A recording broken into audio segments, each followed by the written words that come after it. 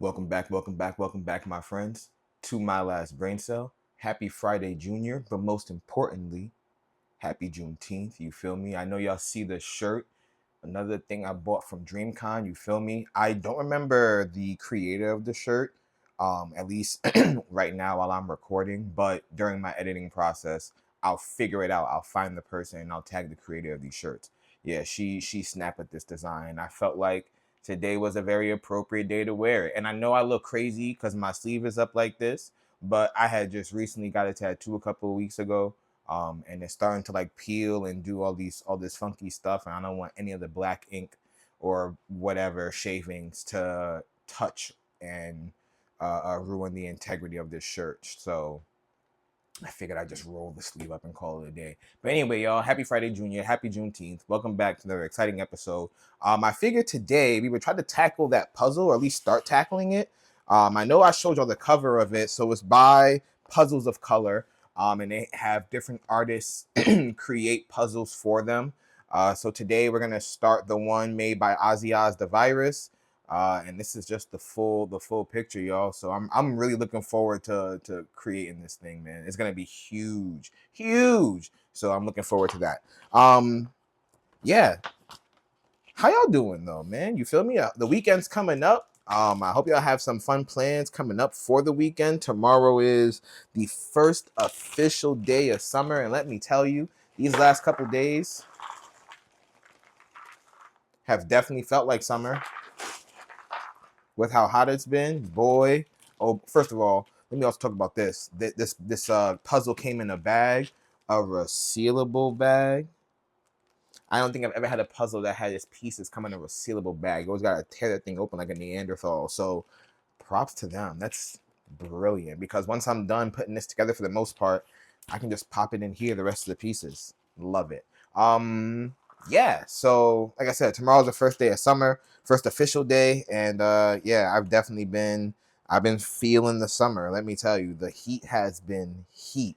Boy, this puzzle's gonna go crazy because I don't even know how or where to begin. There's just colors everywhere. Holy smokes. Yeah, this is gonna be a project, to say the least. Wow. I don't think I realized just what was gonna happen here. Yeah, wow. This is gonna be fun. Anyway, so I know why you're here. You know what time it is, you feel me? Question of the day. And today's question of the day is brought to you by the fact that nice. We got our first nope. Yeah, nope. You look like you belong together, but clearly you don't. Today's question of the day is sponsored by the fact that Kaiju number 8, the manga that I have been reading, is coming to an end pretty soon. And by pretty soon, I mean it has 2 more chapters. And typically that would mean 2 weeks or about 2 months. But excuse me, Kaiju number 8 has a very irregular drop frequency, so I'm not really even sure when the last chapter will come out. I know the penultimate chapter is dropping today, so like I said, that's why I thought about today's question of the day. So today's question of the day is so I've been thinking about other forms. Nice, got my first piece.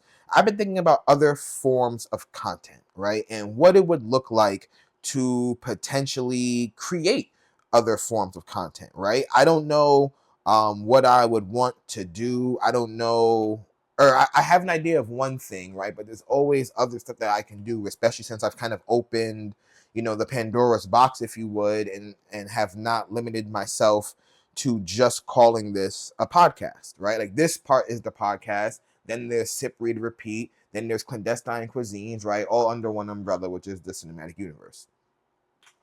So I've been thinking about things coming to an end, right? Also because we're reading on Sip Read Repeat, we're reading Gone Girl, and I'm about a third of the way through the book, and I was kind of planning out like how I should, like if I should up the frequency and how many pages I'm reading, and kind of just figuring out like how to speed things along for this reading so that way it doesn't take so long.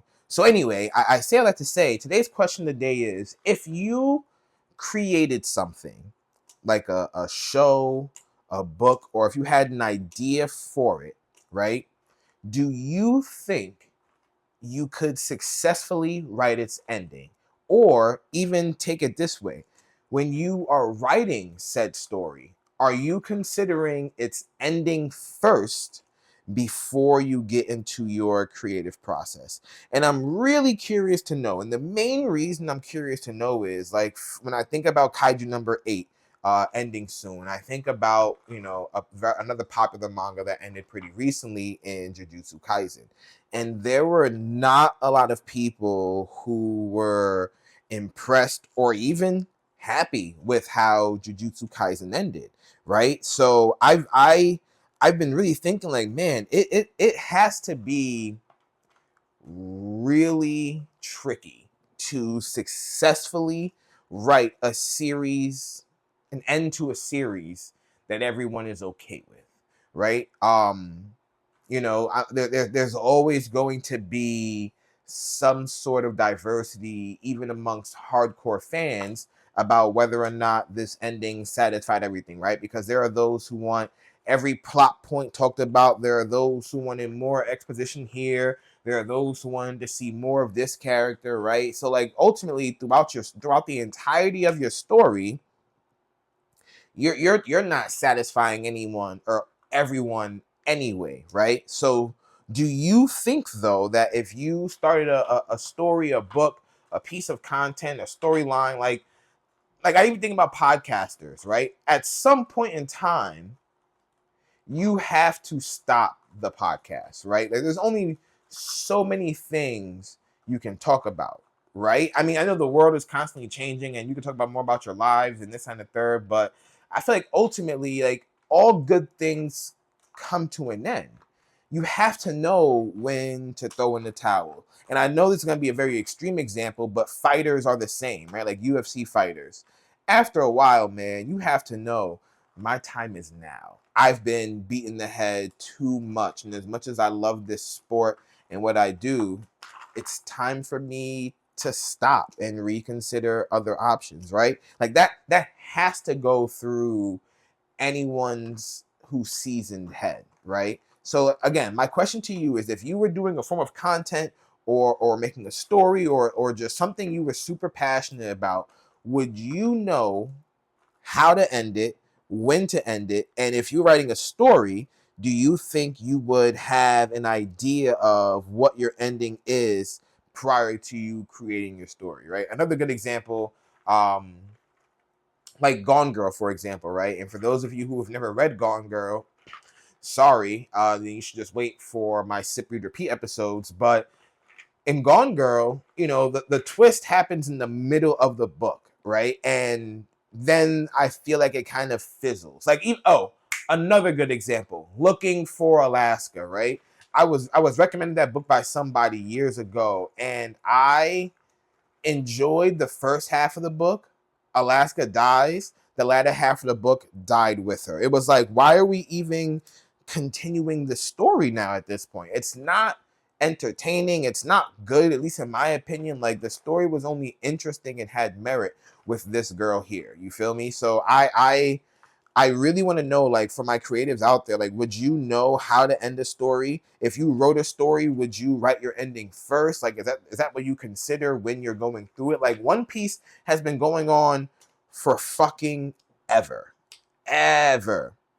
I'm sure that we are rapidly approaching an end game now more than ever, right? Just with how things have been looking in the story, right? Like we're getting to some final boss type shit. Probably I would say One Piece is going to end the next 3 to 5 years. That's my prediction. In the next 3 to 5 years, One Piece will come to its end. What am I gonna do when that happens? I don't know yet, and I don't want to think about it. But I would assume that in the next 3 to 5 years, One Piece is coming to an end, right? When Oda started writing this story, this 2 decade spanning story, did he consider his ending first? Like, did he know what he was gonna do? or did he have to make some changes and make some audibles throughout his career? You know what I mean? Like, I wonder about these things because I don't think One Piece's ending will be bad, but I do think there are going to be those out there who are not going to be pleased with it because, like I said, you can't please everyone. And this is a story that has, again, gone on for years. There are people who are right now attempting to catch up on this story because they're just like, wow, this is clearly the movement. Like Kev on stage, he recently started One Piece, and yeah, like it's an inevitable piece of media.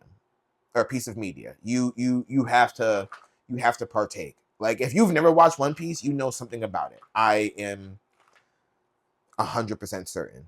Yeah. But anyway, that was a very long-winded question. So question of the day. If you were writing a story or if you were creative and whatnot, would you know how to end it? And if you're specifically writing a story or even a movie, would you know how to end it? Do you think you can make an ending that satisfies everybody? And on top of that, would you consider your ending first when making said story, or would you just write your story and consider your end when you think it's time to come? Put in the comments. I know that was long-winded and it probably didn't make sense. Whatever, last brain cell type shit. We're gonna go ahead and get this all cleaned up here and move on to Cards Against Humanity. All right. Let us see what the Heart of the Cards got for me today. Ba, ba, ba, ba, ba, ba, ba.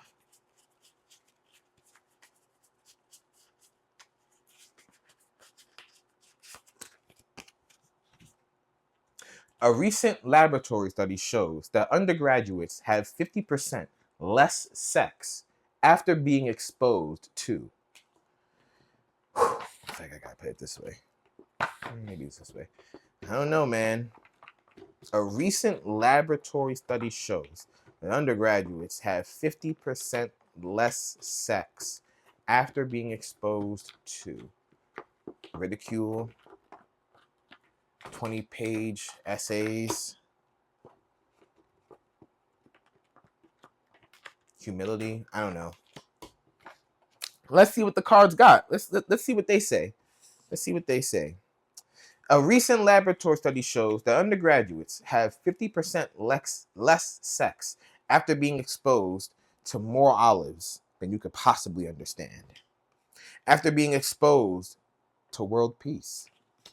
After being exposed to getting crushed by a vending machine. Now, these are all obviously silly, but they all might hold some merit. A recent laboratory study shows that undergraduates have 50% less sex after being exposed to more olives than you could possibly understand. Now, imagine having an irrational fear or a phobia of olives, and you are then all of a sudden surrounded by this thing. You're not going to want to talk to anybody. And there are probably a lot of people out there who have this phobia. And now look, you're in a position where you're like, I can't be around people because you might like olives, and if you do like olives, I want anything to do with you because last time I was with someone who liked olives, they had too many of them. I couldn't take it. Had a mental breakdown. World peace. If you're someone who's all about world peace, and I mean, like, when I think about someone who's about world peace, I think about a hippie. Like, I think about the person who never wears deodorant because they're like, well, I showered today, everything's natural. Like, they have, and unfortunately, this is very, very rude, but I think about a girl in general. Like, they have a bunch of hair under their arms. Like, yeah, it's just their hair is matted and dirty. It's just all bad. So yeah, that would reduce your chances of having sex. However, and as funny as those two answers are, I'm going to go with the obvious one because this is clearly a world where vending machines are not clamped down the way they need to be. When you get crushed by a vending machine, top or bottom, man, your chances of having sex probably plummet. You probably don't want to be a part of it. You might not even have a chance to do it or feel it or enjoy it. So I would say out of all three of these, getting crushed by a vending machine is going to be my answer. But let me know you guys will pick. Again, the sentence was, a recent laboratory study shows that undergraduates have 50% less sex after being exposed to, and you can choose between more olives than you could possibly understand. world peace, or my favorite, my answer, getting crushed by a vending machine? Put those answers in those comments while I go ahead and grab the Wheel of Fun. Okay, let's see what's going on with the wheel today. Good spin. Movies, huh? So, have I watched any new movies recently? Oh, man. I saw Final Destination, Bloodlines in films a couple weeks ago. That was actually really, really good. Um, yeah, it was good. There was one part in the film, and it's been weeks now since it came out. There was one part in the film where an MRI machine killed two people, and it was the craziest thing I had ever seen. That movie was nuts. And if you like, it's I don't know how to call it, but it's not super gory. But if you like blood and guts and violence to a degree, that might be the one for you for sure. It was really good. I highly recommend Bloodlines. I feel like I haven't watched many movies recently. I've been watching a lot of TV shows. Um, I'm really excited for Superman and Fantastic Four. I feel like those are gonna be really good to watch this summer. I think though that I might enjoy Superman more than the Fantastic Four, and I'm a Marvel fan personally. Um, obviously growing up, Justice League and whatnot was more popular on TV. But Iron Man is my favorite superhero, so I'm more of a Marvel fan anyway. But I just have a feeling that Superman is going to be doing something crazy. I think it's going to be really good because although it's the first film in this new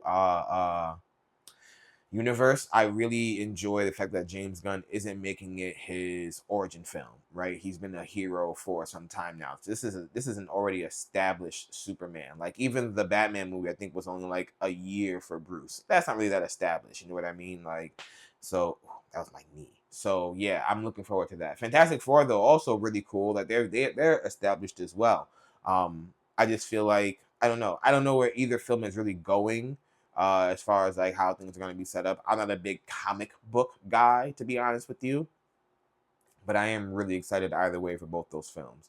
Also, really excited for, and I do plan on watching the first two before I see this one 28 years later. That movie looks like it's going to be something phenomenal. So I gotta watch 28 Days and 28 Weeks first. I think the movie comes out really, really soon. So I plan on watching that sometime in the next couple of days. But yeah, I'm looking forward. There's a bunch of really good films coming out. My friend was telling me about this thing that I don't know if it's a Fandango thing, if it's a theater specific thing. I don't remember. But you pay like $10 a month and you can go see like I think it's either up to 3 films or you can see unlimited films for that price. Like you still got to pay for like your own concessions, but as far as the movie ticket goes, it's essentially paid for. And I think, especially with the summer of films coming up, I think that might be worth it. I didn't do it before. My friend's been paying for it for a few months now.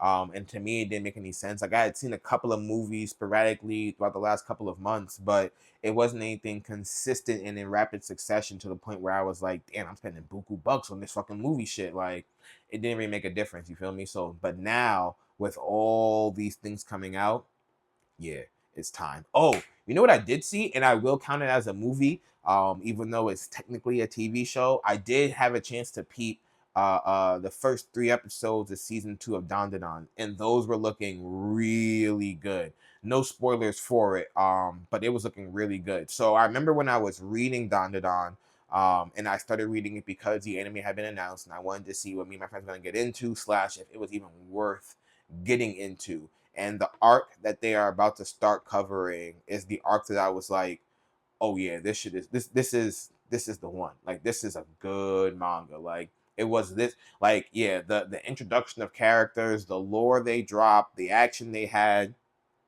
This was the arc that for me had me like, this is the one. Now I didn't read, like I said, I only started reading Danadon once the anime was announced. I've only been reading it now for maybe a year or two ish. Um, but yeah, so I didn't get this weekly. So this had already been out for a few years by the time I started reading it. But the arc that they're covering, mad good. The first 3 episodes, again, which is what I watched in theaters. The first 3 episodes, in my opinion, have more action than the entirety of season 1. And doesn't stop there. From the trailer that they showed at the end of it, they're going pretty far from what I can tell. So we're gonna get this is shaping up to be a really action-packed season of Don Da Don. So for those of you who are tuned in, get ready. For those of you who aren't tuning in, tune the fuck in, because it's about to get real. And all your peoples are gonna come on Don Da Don. You're gonna be like, "What's a Don Da Don?" And they're gonna be like, "Baka, get your shit together." Yeah, that's all I got for you guys. And see how somehow, some way, it still always comes back to anime, man. I don't know how I did it, but I didn't bombard you. I kept it real. I still stayed on task. But anyway, y'all, it's been a treat. It's been a pleasure. It's been a joy to sit here and chop it up with you today. Happy Juneteenth again to all my niggas out there. And happy Friday Junior to everybody else, including my niggas out there. All right, y'all, it's been real. Until next time, this is King Echo, signing off.